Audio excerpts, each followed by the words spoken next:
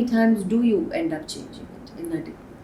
Several times, because like when we have to go in, come out, after seeing the patient, we may have to go back in and check. To see the same patient, you will change it once more. Yes, which is why the nurse who is there may continue to be there for several hours, and we are developing techniques where they can communicate with us through the phone or show us on the video, or like use two-way video systems to reduce multiple entries. But despite that, if I have any concern and the nurse alerts me, I have to wear my PPE again and have to go back in. A fresh PPE each time. It is disposable. That also I want to reiterate. Yes, and there are very, very clear protocolized ways of how to wear them and how to remove them and dispose them as well, so that we don't spread it to anybody else. We don those entire personal protective equipment outside, go into the coronavirus ward or the isolation ward or the ICU, and then when we come out, we have to unrobe, remove all of those personal protective equipment, dispose them appropriately, and then come out. And for all the moment I come out and have a cup of water, you may have to go back in, and that happens. And you will. I'm in my isolation ward. I've gone into a severe stage. I have breathlessness. You move me into an ICU. What happens next with me? It depends on the level of deterioration. We might initially try oxygen, and as I said, there are ways of giving higher flow of oxygen for non-invasive ventilation. Can I see my family? As of now, we tell people to avoid families visiting into the ICU. Once again, safety for the patient and for the family members. Even if they don a PPE and come? They could, but can you imagine doing that every time? And more importantly, they are also going to expose themselves. I'm not meaning to undermine anybody. Have you seen people wear masks? Incorrectly. Not very well. I mean, how else do I we do not want that to happen, for anybody else to get exposed.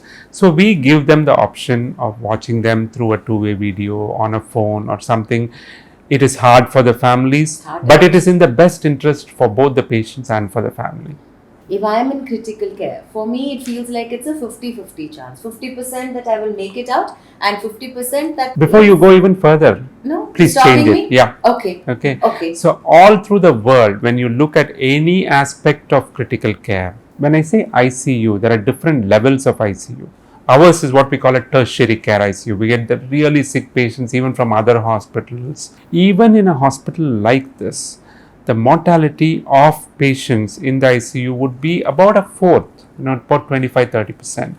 Okay, only for very, very, very sick patients. What if I fall in that category? I do not know. Well, that is a toss-up for anyone, But what I want you to think is, when you say 50-50, it's like flipping a coin. It is not. No. Okay, it is not. Okay. The chances of you going out is much more than your chances of you not going out. As long as that is conveyed, percentages don't mean anything. Numbers, I wouldn't play the numbers game, because today nothing is going to change with the numbers. Absolutely.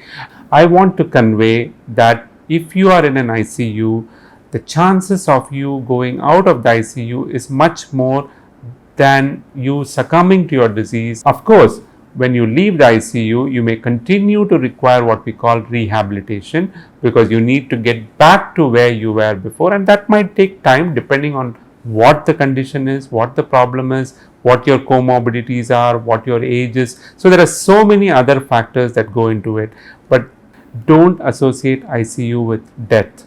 Please think that a lot more people make it out of the ICU than those who succumb in the ICU. That is something we all needed to hear, because it is scary, it is worrying. Going beyond that, how many days normally do people spend in the ICU? Forget the COVID. In general, on an average, most ICUs, about 5 to 7 days is what it would be if they are requiring ventilator or something like that. Okay. Now it may be a little longer with this, but it depends on how they progress. While we keep in mind that being in the ICU does not necessarily mean I'm not going back home, there are those rare times when death does occur. Yes. Due to COVID-19. At that point, what happens? What happens to the remains? There are institutional protocols there is the government protocols. So we all need to follow that because this is an infectious disease. It is a notifiable disease. So there is clear guidelines given by the government. Handover happens not to the family. Not right? to the family. We have to keep in the mortuary. It has to be handed over to the officials as appropriate. There is formulated processes for the cremation burial as it is appropriate. But in the hospital, like there is a particular method that's followed to pack the dead body as it is appropriate and then hand it over to the officials and inform the family. So there is no chance of transference of the virus from the body to anybody else handling it. No. As far as I understand, the closest family members are allowed to attend the. Yes, but they are still finding. requested not to touch the body and all that. It is not an easy way to give a Send bid a somebody farewell. away. In general, bidding farewell is never easy, but however nice we can make it in the best interest of the person, it makes a big change. And I can tell you from my own mother who wanted to donate her body. So we never cremated, we never buried or nothing was done, but we just donated the entire body to a medical college. And I think, in my opinion, that's the best farewell I could give because in my heart she's still living. Was the book that you wrote, Danathil Sirintha Danam Udanam, because of that? Actually, it was before that, and both my grandmother and my mother, when they read this, their response was in Tamil. They said, "Urukku upadesam பண்றதுக்கு முன்னாடி நம்ம வீட்ல பண்ணணும்." So both of them had very clearly given us a mandate to donate their body and not perform any rituals. Oh my! In a place like we are, that is exemplary. Thank you so much. Amazing women. You are very blessed. Absolutely. And my grandmother was almost 90 at that time, and she had the courage to say that. Yeah. Wow, that is forward thought. Yeah, absolutely. Amazing. How are your family with you working with such an infectious disease with this in the middle of this pandemic? When you have a choice, but you choose to be here. I'm very lucky with my family. They understand, and I'm sure most healthcare professionals have families that understand the kind of work we do and are extremely supportive of what we do. Of course, we, beyond being doctors, are also human beings. Yes. And the one thing we don't want is for our family members to get it because of us. Yes. So we follow our very stringent protocols. When I go home, I would probably leave my shoes, whatever, outside. I go straight, have a shower, make sure that my clothes are all appropriately disinfected, washed separately. So yes, we should follow our protocols to minimize the chances of us transferring the infection. The families of several healthcare professionals are extremely proud of what we do and understand this, and have been extremely supportive of what we are doing. We are very proud of what you do. Thank you so much. Thank you. Today, are there enough beds? I heard the last week most beds were full. There wasn't room in ICU. The numbers are growing, and the number of people who are requiring ICU level of care has also gone up recently. To better utilize our resources is appropriately categorize our institutions on which ones can provide higher level of care, have more ventilators, and which ones can just be used more for isolation and quarantining and just observing. That way, the beds can be used more efficiently. I think the government has been doing a great work with adding the number of beds in the government facilities and working with the private hospitals in setting up more and more beds. I think now the time has come where we need to optimize the facilities and provide the graded level of care, where if you don't require very high level of ICU care, you shouldn't be in an ICU facility. You should create the right kind of facility and keep moving them with appropriate triaging. How will we arrive at that? Then there needs to be some kind Of consensus, discussions, Absolutely. policy changes. Absolutely. And also, it's a very, very evolving thing. I mean, when the, pandemic hit India, we were thinking that these numbers are going to go up very quickly. And we are getting there. Are we still going to go up on the numbers? Are we still going to get sicker patients? If you ask me next month how many ICU beds you would need, I don't know as much as you. But I need to start planning to see whatever we have, how can we optimize and make sure that the ones who really need that level of ICU care are not turned down Which- for admissions. which happens. Because, like as I said, the facility where they may go may not have an ICU bed. They may have to move to another facility. That is happening at the moment.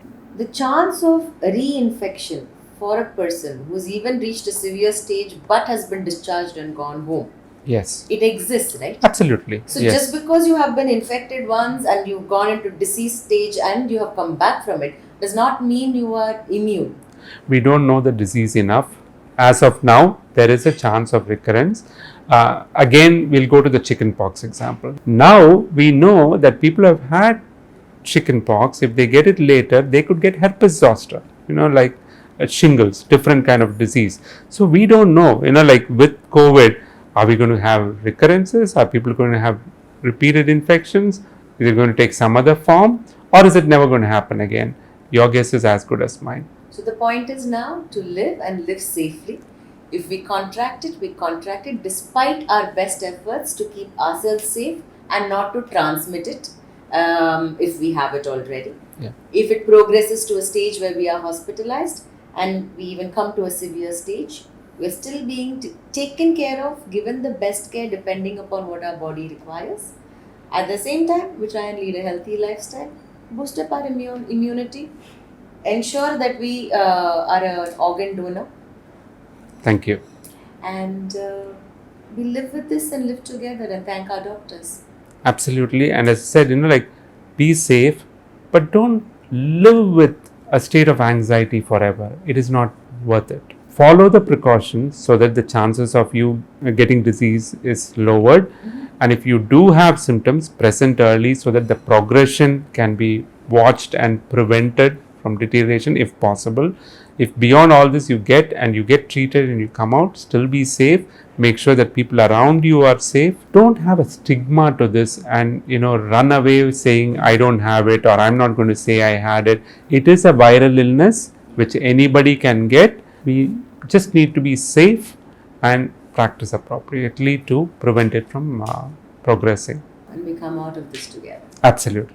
Thank you so much. Thank you. It was a real pleasure. It was eye-opening, reassuring, and totally a pleasure. And thank you for spreading the message. With clarity, we lose fear and gain confidence, which is what we have done with Dr. Ramakrishnan here today as to what happens in the ICU and beyond in case of a severe COVID-19 disease condition. But going further, we are also going to talk about what happens to our mental status.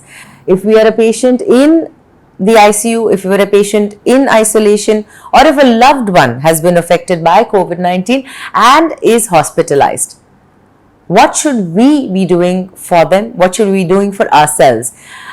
We have with us another doctor from Apollo Hospitals who is going to talk to us and tell us it's okay to not be okay and how to deal with this from a mind state. Do stay tuned in so that we can fight this fear together with fact. Thank you so very much and namaste.